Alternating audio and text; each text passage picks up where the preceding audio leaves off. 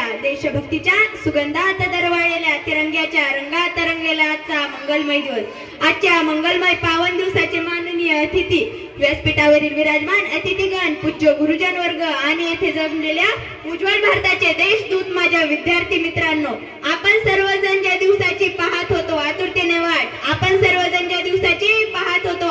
वाट उजाडली आहे आज प्रजासत्ताक दिनाची पहाट। भारत मातेला वंदन करून करते मी माझ्या भाषणाला सुरुवात। आज 26 जानेवारी प्रजासत्ताक दिन आपण मोठ्या उत्साहात आनंदात साजरी करीत आहोत। मित्रांनो, स्वातंत्र्याचा सूर्योदय जरी 15 ऑगस्ट 1947 रोजी झाला असला तरी त्या स्वातंत्र्याला आकार देणारा दिवस म्हणजे 26 जानेवारी 1950 होय। डॉक्टर बाबासाहेब आंबेडकरांच्या हातून मूर्त स्वरूपात आलेली राज्यघटना 26 जानेवारी 1950 रोजी लागू झाली आणि आपला भारत देश लोकशाही प्रजासत्ताक देश बनला। मित्रांनो, आपण आज इथे प्रसन्न मनाने हसत मुखाने बसलो आहोत। आजचा दिवस पाहण्याचे भाग्य आपणास लाभले आहे, पण या स्वातंत्र्याची कथा फार मोठी आहे।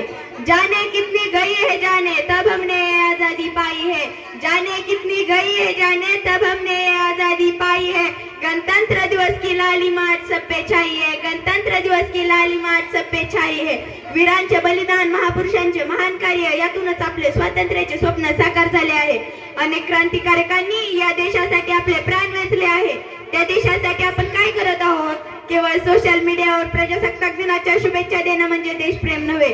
एखादी रक्ताची गरज असणाऱ्या रुग्णाला रक्तदान करणे, त्याला जीवनदान देणे हे देखील एक देशप्रेमच आहे। प्रदूषणाने ग्रासलेल्या वसुंधरेला एक अर्ध रोप लावून नवसंजीवन करणे हे देखील एक देशप्रेमच आहे। आपल्या घरातील परिसरातील कचरा इकडे तिकडे न टाकता देशाच्या स्वच्छतेत योगदान देणे हे देखील एक देशप्रेमच आहे।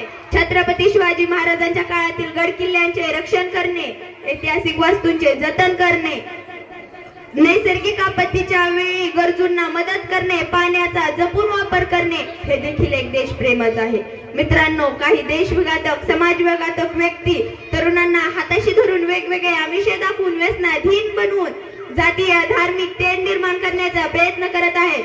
भारताचं भविष्य अंधकारमय करण्याचा प्रयत्न करत आहेत। त्या देशविघातक, समाजविघातक शक्तींवर वेळीच आळा घालून त्यांचा बंदोबस्त केला पाहिजे।